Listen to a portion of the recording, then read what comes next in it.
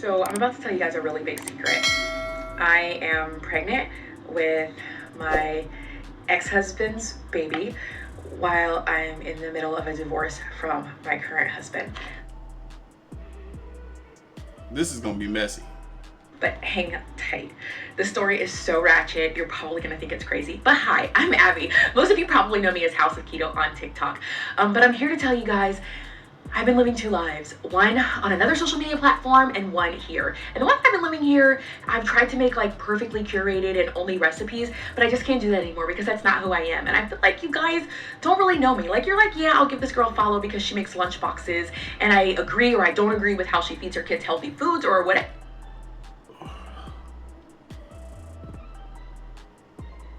I'm sorry, I just cringed a little bit at the freaking eyelash filter. God, these women and these filters.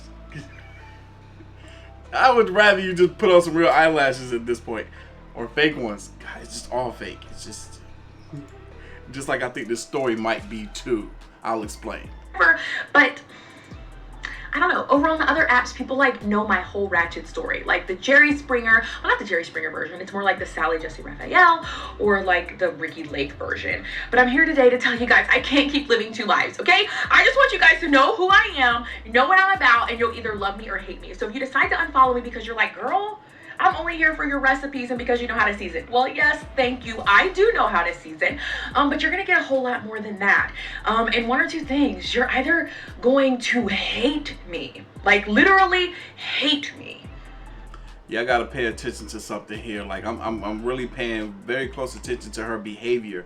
And two things could be happening. It could be one or the other. Like, she could be showing us the persona that she typically gives her TikTok viewers while getting ready to tell this story, which is a bit odd. It's a bit strange because clearly what she's about to say is not anything to be proud of or happy or chipper about. Or the other thing could be that this thing is a ruse. It's not real. That's why she's so chipper and so happy to tell us a story that is a fib. But still not be able to look away. Or you're gonna love me and you're gonna want to be best friends. And I'm gonna want to be best friends with you too because I don't have any friends. Well, I mean, I do have friends, but like, I like to stay home. You know what I'm saying? Okay, so anyway, yeah, what else about me? So yeah, when I was 7 years old, I met the love of my life. We literally fell in love. I was 7, he was 10. We got married when I was 19 and he was 21. We have our daughter together, Penelope, she's 12. But here's what I did. I cheated on him with my boss. Yeah. I know, I'm like a shit person. I got caught and I was pretty belligerent. Like, yeah, I'm not gonna apologize. Like, I was like, I don't think you're treating me the best, and you used to break my heart all the time when we were kids, and I deserve this, blah, blah, blah. Cut to 10 years later, living a miserable life because I ended up marrying our boss, the man that I cheated on him with. We had a child together, and we are literally in the middle of a divorce right now. But I'm pregnant with my first husband's baby. Like, what? Yeah, I don't believe this story. She might be telling the truth, but I don't believe this story. Part of the reason I don't believe it is I went over to her dang on TikTok and I scrolled. I'm like, let me see if I can find this man that she's supposed to be with now. Because if this is a secret that even he doesn't know about, because she whispered, I'm pregnant by my ex-husband, he will find this information now and he'll be ready to either kick her to the curb or separate. But that's not what their relationship looks like online. So, I don't know. He's actually not my first husband, but that's another story. Well, he's actually not my first husband, but that's another story for another day. Yeah. See how this story is just all over the place? She says she met the love of her life at 7. He was 10. They got married when she was 19. He was 21. But now she's saying that wasn't her first husband. Like, who did she marry before the age of 19? Other one doesn't really count because I was just a ratchet teenager and I ran away from home and like married this guy that I didn't even know. But that's another story for another day. I guess there goes the answer I was looking for. Y'all are probably like, what the hell? We were here for the recipes, but this girl got some tea. Joining me, I'm Abby.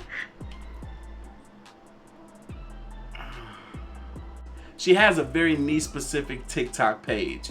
And it has the following that it does for a reason, because of the niche that she's in. What is she doing now? Let's keep talking about my ratchet life. So I came to sit down because I'm pregnant and I was getting out of breath standing up. That's a long task. Like, like standing. I don't think anyone ever calculates how long it is, but yeah.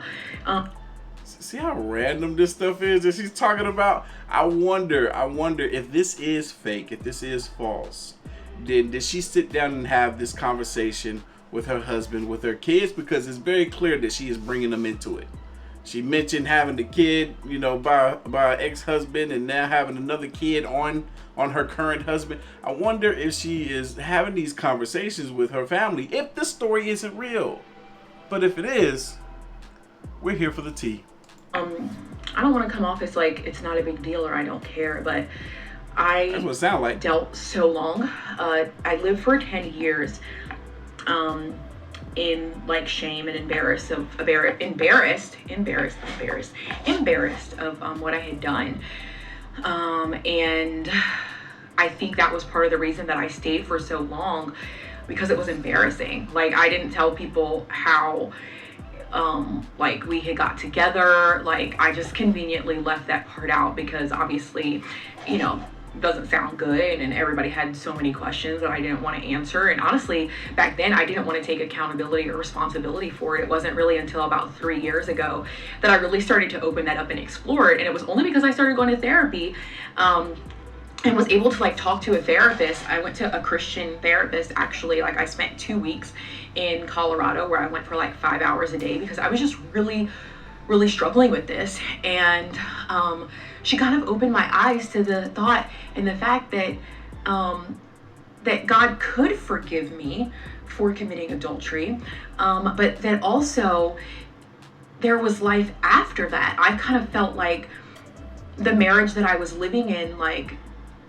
I had to pretend that I was happy, even though I wasn't on the inside, because it was the best that it was going to be, and I didn't really feel like I deserved more than that. So if there's anything I want people to learn from this, it's not that Abby has a ratchet life and she can still make recipe videos. No, I want you to learn that no matter what mistake you make, you can never go so far away that God's like, I never want to deal with you again. Like, he's not disgusted by you. He doesn't want nothing to do with you. Like, that's who God wants. Like, he wants the liars and the thieves and the adulterers and even the murderers. Like, that's... Yo, what is she talking about? I'm over here waiting for the accountability to kick in, because she brought up that word, but she didn't put enough emphasis on it.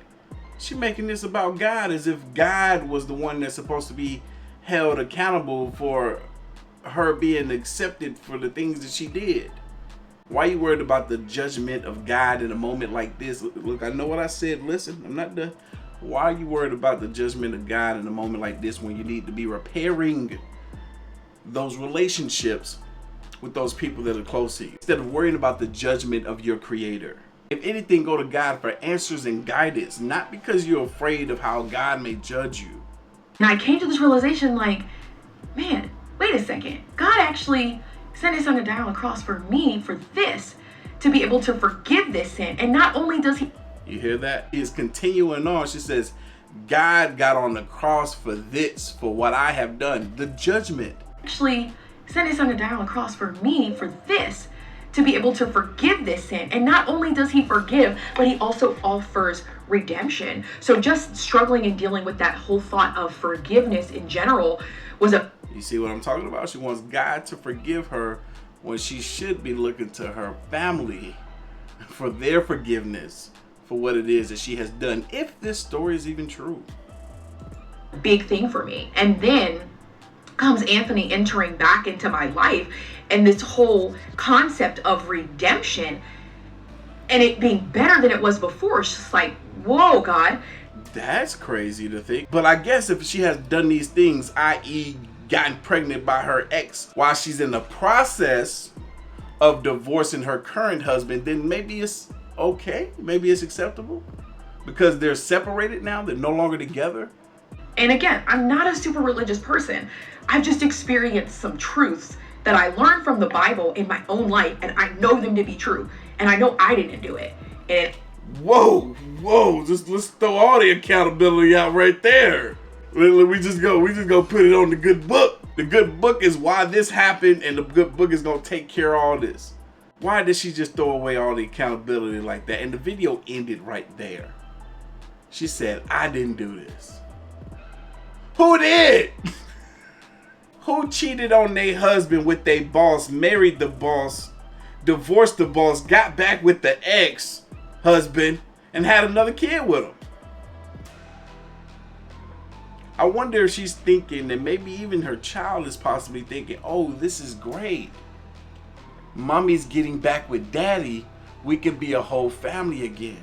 This is one of those aspects of love that could just cut so deep, because she says, yeah, her ex-husband had done her so wrong when they were kids, hurt her so bad, but yet, even with all that pain, she still has all this emotion attached to this individual.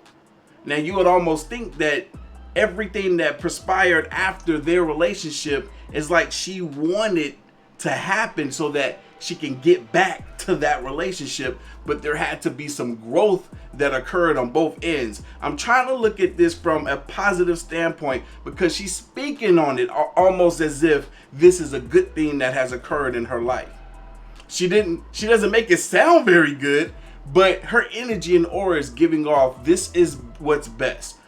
My current relationship, I was pretending to be happy. I wasn't happy. And then this thing occurred and God is talking to me. But I don't know, man. She got me about as confused as she is. Y'all, maybe you understand it better than I do. Leave your thoughts, comments, and opinions down below, please. I'm confused. But anyway, I'm going to catch you guys in the next one. See you.